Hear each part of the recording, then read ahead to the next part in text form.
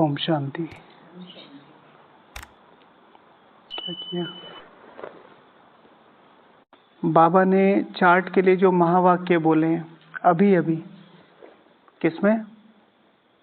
अगस्त में। ऐसे महावाक्य बाबा ने कभी किसी और धारणा के लिए नहीं बोले। जैसे अगर हम नॉर्मली किसी भी ब्रह्मा कुमार से पूछते हैं या ब्रह्मा कुमारी से पूछते हैं कि दिन का सबसे इम्पोर्टेंट टाइम कौन सा होता है, तो क्या आंसर करेंगे भाई जी? दिन का सबसे इम्पोर्टेंट टाइम कौन सा होता है? ब्रह्म मुहूर्त वाला।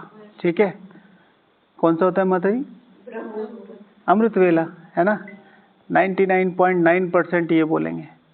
जबकि पूरी दिनचर्या का सबसे इम्पोर्टेंट टाइम होता है रात को चार्ट दे के सोना, सबसे इम्पोर्टेंट टाइम।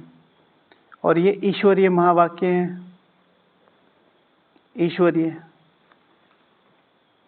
बाबा ने जैसे जैसे महावाक्य बोले हैं, बाबा ने कहा बीच में कि रात को चार्ट दे के ही आप सोओगे तो आपका अमृत वेला भी उसी हिसाब से है।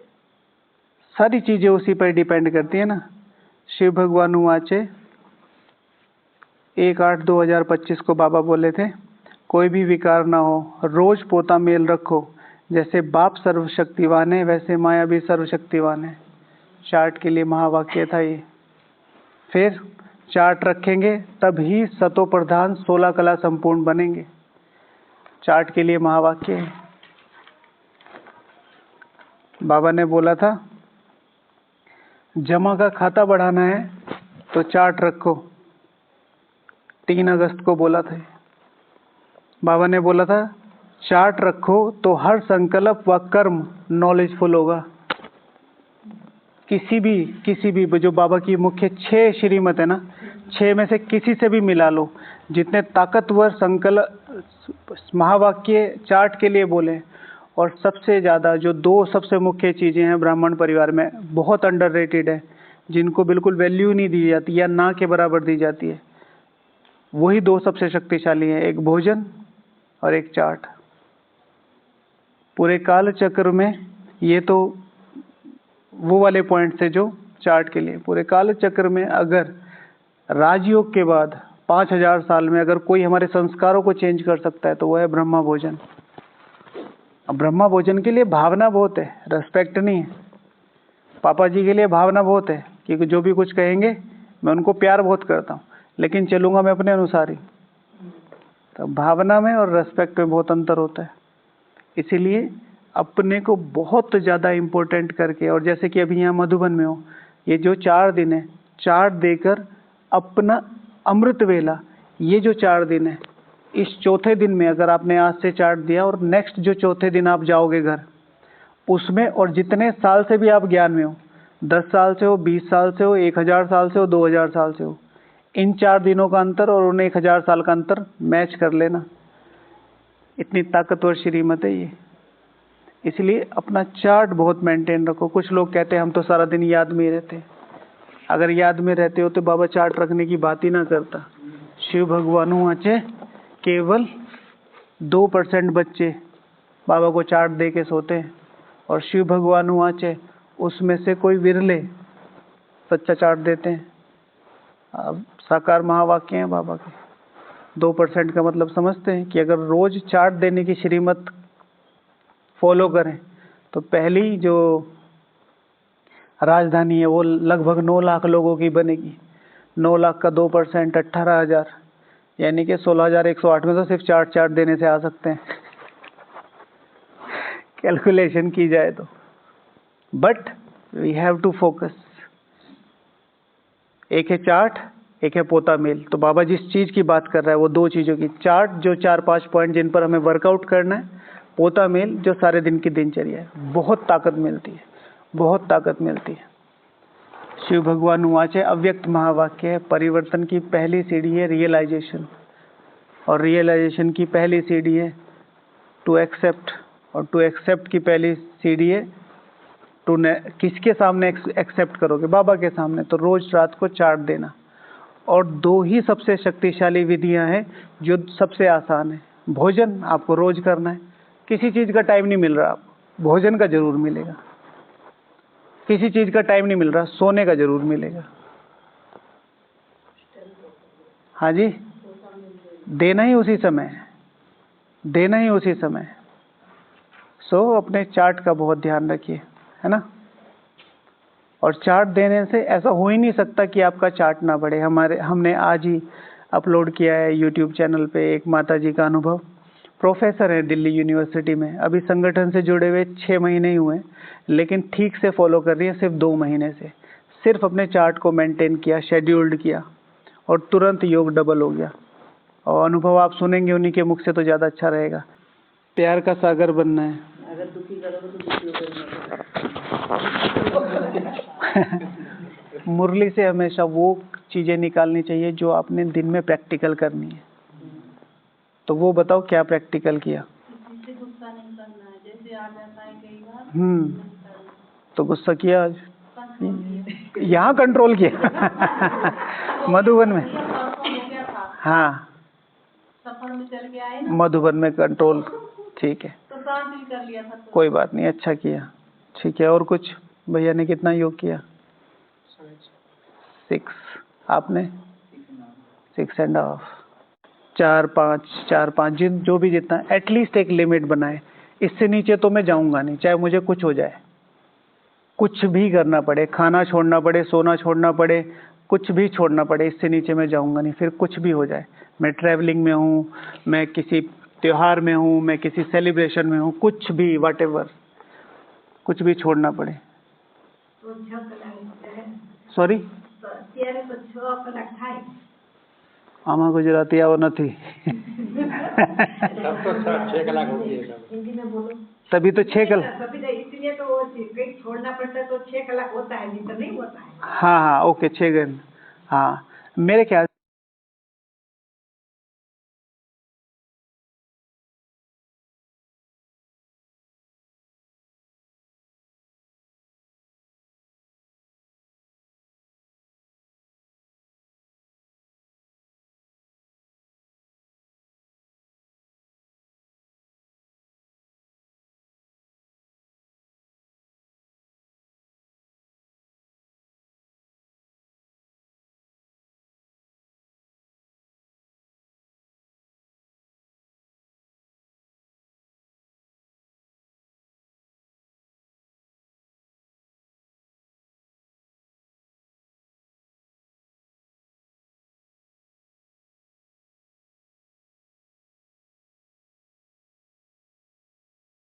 सेवा मनोरंजन का साधन है, मनोरंजन को कैसे यूज करोगे। ओके, चलो, तो आज बाबा ने विशेष बोला था, त्रिमूर्ति शिव भगवान वाच, बाबा बोले तुम ईश्वर के बच्चे योगी हो ना, तुम्हारे में भी ईश्वरीय ताकत है, ईश्वरीय प्यार का सागर, ईश्वर प्यार का सागर है, उसमें ताकत है ना। तो शिव भगवान वाच, जिन बच्चों में ईश्वरीय ताकत होगी उनके व्यवहारिक लक्षण कौन कौन से होंगे। जिन बच्चों में ईश्वरीय ताकत होगी उनके व्यवहारिक लक्षण क्या क्या होंगे। किसने लिखा है? भैया ने लिखा है, भैया लिखा है जी, बताइए। व्यवहारिक, हाँ, आदर्श बने रहेंगे, ये भी ठीक है ना। सब लोग उनसे इंस्पायर होंगे कि बाबा कहता है हमेशा फॉलो फादर, फॉलो मम्मा, लेकिन वर्तमान समय में अपने पुरुषार्थ के, उनके व्यवहार के हिसाब से लोग उन्हें फॉलो जरूर करेंगे कि भाई अगर उनको देखना हो तो उनको देखो। तो उसके लिए ताकत चाहिए होती है। हालांकि जब पुरुषार्थ एक करने वाला, एक है एप्लीकेशन में आना, तो वो एप्लीकेशन वाला उनके व्यवहार से। और भैया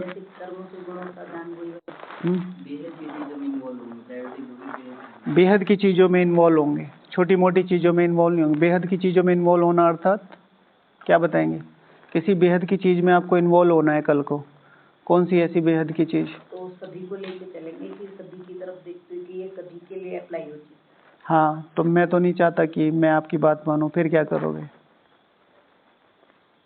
आप सभी के लिए कर रहे हो, मुझे नहीं करना चाहिए, फिर बताओ बेहद की चीज़।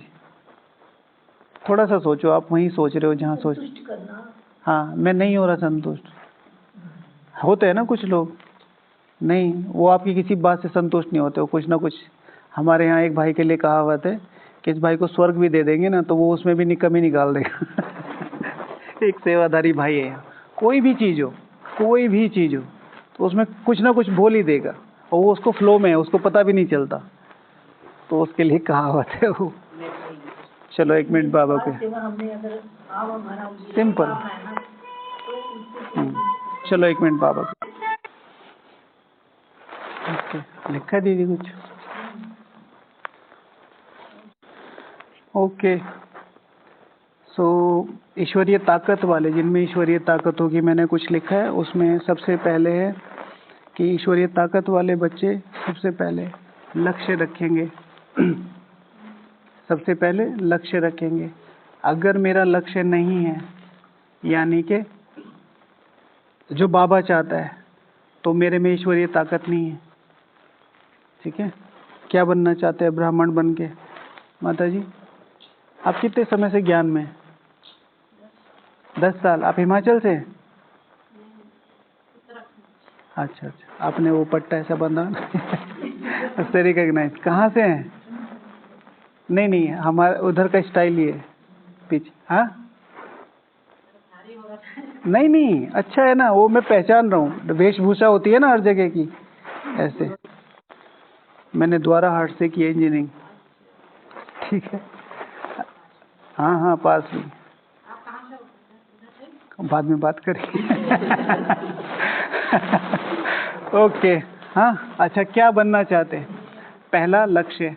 अगर कोई भी आत्मा भगवान का बनने के बाद 8 में आने का लक्ष्य नहीं रखती है, तो जैसे भक्ति मार्ग में हमने भगवान को सर्वव्यापी कह के सबसे ज़्यादा गाली दी। अभी हम बच्चे अगर 8 में और 108 में, मैं तो 108 की भी बात नहीं करता, 8 में आने का लक्ष्य नहीं रखते, तो हम भगवान को यहाँ डिफेम करते हैं। और आज 99% ब्राह्मण, इवन बहुत सारे महारथी बड़े बड़े, नहीं माला फुल हो गई। जब तक रिजल्ट आउट नहीं, तब तक कोई रिजल्ट नहीं। सिर्फ 2 सीटें फुल हैं, बाकी सब हैं और रहेंगी। शिव भगवान वाच है, अंत में आने वाली आत्मा भी। क्या? कौन सी? मैं तो सिंपल सी बात बोलता हूँ। शिव भगवान वाच है, माया ज्ञान में भी आ सकती है। आज ही YouTube पे श्रवण डाला है, उसमें दादी मनोहर इंदिरा जी का है। हमारे ज्ञान में भी माया आ सकती है, आज ही डाला है, सुनना आप उसे। कौन सी मुरली, कौन सा संदेश, कौन सी अव्यक्त मुरली, कौन से अमृत वेले में बाबा की टचिंग किसी आदि रत्न ने कहा है, फिक्स हो गई, माया प्रवेश करती है। और वो स्टूडेंट ही क्या जो पहले नंबर का नंबर ना लेके चले। भगवान के बच्चे, शिव भगवान वाच, पाई पैसे का पद पाया तो क्या फायदा? 8 के बाद सारे पद पाई पैसे के। इसीलिए सबसे ज्यादा ईश्वरीय ताकत वाले बच्चों में निश्चय होगा। और इस समय 8 में आने का बहुत सहज साधन है। एक, जितनी हो सके मेहनत करो। दूसरी, भावना से पुरुषार्थ करो। हमने इंफॉर्मेशन के लेवल पे परिवार बहुत बड़ा बना लिया है, भावनाओं के लेवल पे परिवार बहुत छोटा है हमारा। अगर बस में लाइन लग रही है ना, तो पहले मैं चढ़ूंगी, बाद में आ जाना भैया। और यहीं इनकी जगह मेरा बेटा होता या इनकी जगह मेरी मम्मी होती, तो पहले मम्मी को चढ़ाते। भावनाओं के लेवल पे पुरुषार्थ करो, बहुत तेजी से आगे जा सकते हो, बहुत तेजी से योग लग सकता है, बहुत तेजी से अनुभव हो सकते हैं। दूसरों को आगे बढ़ाओ, और उसमें भी संस्था मत बनो, फैमिली बनाओ। मैं इनके लिए कितना सेक्रीफाइस कर सकता हूँ? क्या जितना मैं अपने सगे भाई के लिए कर सकता हूँ, इनके लिए कर सकता हूँ, जितना मैं अपनी सगी माँ के लिए कर सकता हूँ, इनके लिए कर सकता हूँ, श्रीमत अनुसार। ये ध्यान रखना। तो इसलिए लक्ष्य रखो, जितना ऊंचा लक्ष्य उतना बाबा का प्यार। शिव भगवान आज के मुरली में आएंगे सब 84 जन्म में, लेकिन नंबरवार पुरुषार्थ अनुसार। तो मेरा नंबर कौन सा है? मेरा नंबर कौन सा है? हाँ, पहले नंबर का लक्ष्य रखना चाहिए। हाँ, पहले नंबर में मना कहाँ? पहला नंबर, पहला तो फिक्स हो गया ना। पहला नंबर से क्या समझते हैं आप? ये भी तो तीसरा नंबर होगा मेरा तो। सिर्फ पहला। दादी जानकी जी एक बार कहते थे, पहले नंबर में आपके घर में, आप जिस घर में रहते हैं उसमें आपके बच्चे आपको गैलरी में सुलाए, अच्छा लगेगा? यस और नो? आपके पास पूरा कमरा है, घर आपका है, और आप गैलरी में सो रहे हो, अच्छा लगता है? यस और नो? बाहर बरामदे में सुला रहे हैं आपको, अच्छा वो तो ठीक है, अच्छा लगेगा कि नहीं लगेगा? आपके बच्चे अंदर सो रहे हैं और आपको बाहर सुला रखा है, अच्छा नहीं लगेगा ना? तो लड़ियों में नहीं जाना, कॉम्प्लीमेंट्री नहीं चाहिए। मेरा अधिकार है, ये माला मेरा अधिकार है। पूरे 5000 साल के बाद मैंने इतनी तपस्या की है कि भगवान ने मुझे चुना है और मैंने उस चुनने के लिए अपनी पूरी भक्ति लगाई है। अब यहाँ आके मैं पीछे नहीं जाऊंगा, ये मुझे अपने से समझना है। तो लड़ियों की बात नहीं है। जब पहली माला खाली है तो मैं क्यों जाऊंगा लड़ियों में, जब मेरा अंदर कमरा खाली है? तो ये तो इंसल्ट हुई ना। तो परम लक्ष्य, अगर मेरे में ईश्वरीय ताकत है तो परम लक्ष्य के लिए लड़ूंगा, परम लक्ष्य के लिए पढ़ूंगा, परम लक्ष्य के लिए चलूंगा। दूसरा, सेवा योग, सेवा, ठीक है? सेवा को ताकतवर बनाना। आज सेवा ब्राह्मणों को डाइवर्ट करने का, डीमोटिवेट करने का, डाइवर्ट करने का बहुत बड़ा साधन। किसी से भी पूछो, जैसे मैं आपसे पूछता हूँ, आज 3 घंटे योग हुआ, पहला आंसर क्यों आता है? क्यों हुआ? सेवा में बहुत बिजी थे। जबकि सेवा पुण्य का साधन है, उससे तो ताकत मिलती है, उससे तो योग लगना चाहिए था। और वो रीजंस, जैसे मैं कहता हूँ ना, कारण हमेशा आपको वीक बनाते हैं। Even genuine reasons makes you weak. Reasons में कारण आपको कमजोर बनाते हैं, जेन्युइन कारण भी आपको कमजोर बनाते हैं। आपने कहा कि मेरी सेवा थी सुबह से शाम तक, मेरी 3 घंटे योग था। अब आज बाबा के पास पहुंच गए आप कि बच्चे आज आपका रिजल्ट है, अगर आपने आज 4 घंटे योग किया होता। अब आप रीजन दे लो, बाबा मैं तो सेवा में थी इसलिए नहीं कर पाई, तो क्या रिजल्ट मिलेगा? नहीं मिलेगा। जेन्युइन रीजंस भी आपको वीक। हाँ, 3 घंटे योग में माता जी कहाँ कर्म योग बना रहे हो आप? एक लंबे समय की तपस्या, कम से कम 8 घंटे की, एक लंबे समय की, आपको शायद कुछ परसेंटेज तक कर्मयोग में ले जा सकती है। इतिहास उठा के देखो तो पता चलेगा। ब्रह्मा बाबा की 33 साल की तपस्या, सब कुछ देने के बाद, सारी गालियां सहने के बाद, मर्डर अटेम्प्ट होने के बाद, आखिरी के 3 साल में दादियों के मुख से सुनाई देता था कि ब्रह्मा बाबा कर्मयोगी स्थिति में थे। उठा के देखो। और हम पहले दिन 2 दिन, जुम्मा 2 दिन नहीं होते, हम तो कर चलते फिरते, बाबा तो साथ में ही मेरी जेब में पड़ा रहता है बाबा तो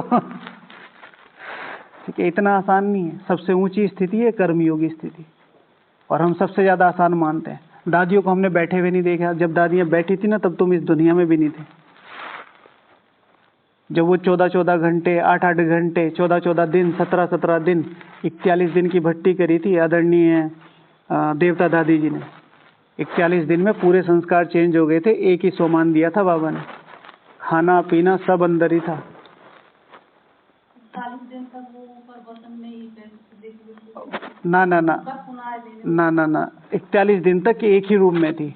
फिर धीरे धीरे धीरे धीरे उन्होंने उसी रूम में वो प्रैक्टिस करी कि उनके जो संस्कार थे वो दैवी बन गए थे। ठीक है, तो 41-40 डेज में जब उनको खाना लेके गए तो कह रहे ये क्या है एक चम्मच दूध और इतना सा फ्रूट, बिल्कुल जैसे बाबा खाते हैं सेम वही दैवी संस्कार। तो अपनी सेवाओं को बहुत बहुत ज़्यादा ताकतवर बनाना है, और सेवा वही ताकतवर है जो शेड्यूल्ड हो और भावना से की गई हो। मजदूरी तो बहुत लोग कर रहे हैं। मेरी सेवा कितनी है? जैसे मेरी सेवा है सुबह 5 से 7, दोपहर को 9:30 से 11:30-12 बजे तक, शाम को 4 से लेकर 6 बजे तक। इसके बाद मुझे क्या करना है? और उस सेवा में अगर मुझे 5 मिनट, क्योंकि सबको पता चल जाता है मेरी सेवा में मुझे कितना है, खाली टाइम कितना है, मेरी दाल बन रही है, मुझे क्या काम है? मैं चुपचाप बैठ जाऊँ अपना योग में, मुझे ही चुराना है। हमने उस चीज़ को अंडरलाइन कर दिया कि मेरी सुबह से शाम तक सेवा, तो मुझे याद करने का कोई संकल्प ही नहीं है। एक आधा ट्रैफिक कंट्रोल बच गया। जबकि सेवा ही योग का सबसे अच्छा साधन है। और ब्रह्मा भोजन की सेवा तो जैसे भाई जी ने बताया, इसमें तो इन्वॉल्व होना पड़ता है, बात, नाम, ये वो। हमारी सेवा तो चुपचाप बैठने की है, तपस्या की ही सेवा है। तो सेवा को भावना से करना, इस समय सेवा से बहुत ज़्यादा बल मिल सकता है। बिना याद और भावना की गई सेवा क्या है? मजदूरी है। अब कर रहे थे उस टाइम भी याद चल रही थी। हाँ, तो उसे काउंट करो, आधे से आधी काउंट करो। हाँ, अब हमारे यहाँ जितने भी लेबरर्स हैं हमसे ज़्यादा सेवा करते हैं वो, झाड़ू पोछा बर्तन गंदगी उठाना हम उठा लेंगे? नहीं नहीं, हम तो ब्राह्मण हैं। और शायद 80 to 90% ब्रह्म भोजन भी यहीं खा रहे हैं। तो उनमें और हमारे में क्या अंतर है? तपस्या का। अगर मैं समर्पित होके, अगर मैं मधुबन में रह के ब्राह्मण बन के भावना और योग के साथ सेवा नहीं कर रहा हूँ तो वो मजदूरी है। नॉर्मली लोग बाहर बोलते नहीं क्योंकि पिंच होती हैं बातें, ठीक है। और जब तक चीर फाड़ नहीं होगी ठीक से इलाज नहीं होगा, अंदर का अंदर ही रहेगा कैंसर। ओके। फिर साधारण कार्यों में अलौकिकता करना। अगर मुझ में ईश्वरीय ताकत है तो बड़ी बड़ी जो सेवाएं हैं, मुझे जो निमित्त सेवाएं दे रखी हैं, भाई भोजन बनाना है, ये बनाना, हालांकि उसमें भी रेगुलरिटी आ जाती। अलौकिकता लाना, जब मैं अपने रूम में हूं तो क्या मेरा बेड इतना अलौकिक है कि अगर बाबा इधर से गुजर जाए तो वो मेरे बेड पर रेस्ट करने के लिए, अगर उसको लगे कि मुझे थकान हो रही है, मुझे बैठना है, तो क्या वो मेरे बेड पर बैठ सकता है? इतना अलौकिक है वो। मेरा वॉशरूम कैसा है? सब इधर उधर ही पड़ा है, हर जो जहां कोई नहीं देख रहा है वहां मेरे में कितनी अलौकिकता है। मेरी कबट, मेरा पर्स पिछले 4000 साल से खुला ही नहीं है, क्या क्या इसमें पड़े, कितने खजाने पड़े, कुछ नहीं पता है। माताओं को देखा है एक वो मुझे सबसे अच्छा लगता है मोबाइल फोन बजेगा, तुम तो यहीं कहीं बाबा मेरे आसपास हो, रिंगटोन बज रही है और पहली जिप खुलेगी, जिप जिप जिप, और 90% सबसे आखिरी वाली जिप में ही मिलता है। ठीक है, तो ये क्यों होता है? तो ये छोटी छोटी चीजें, साधारण कार्यों में अलौकिकता। अगर मेरे में ईश्वरीय ताकत आती जाएगी ना, जो मेरे साधारण, मेरे शूज कैसे, मेरे शॉक्स कैसे, मेरा कबट कैसी है, मैं चीजों को कितना व्यवस्थित रखता हूँ, योग मेरे कर्मों में आता है। अब बाहर वाले जो मुझे जिम्मेवारी दी है, जैसे आप लोगों को सब्जी रोटी ये सब दिया, ये तो आपको करनी है। उस सब्जी रोटी को बनाते हुए मेरे दिमाग में कौन से संकल्प है? ये है मेरी अलौकिकता, ये है मेरी ताकत। आजकल लोग कितने सेवाओं में उतर गए, लेकिन सेवाओं में डिस्टर्बेंस क्यों है? क्योंकि ना भावना है और ना योग है, इस वजह से वो क्लैशेज हो रहे हैं। जब मुझे पता है मेरा योग है, मेरी भावना है, ये कर ले या मैं कर लूँ, बात एक ही है, और ये करे तो और ये अच्छा है, मैं बैठ के योग कर लूँगा। लेकिन क्योंकि मुझे योग करना आता नहीं है तो मुझे वो चाहिए, मेरा अधिकार है, फिर सीट चिपक जाती है। ओके, तो ये चीज़ें हैं। ओके, चलो 1 मिनट ऊपर हो गया, फिर कल डिस्कस करेंगे, है ना। ओम शांति।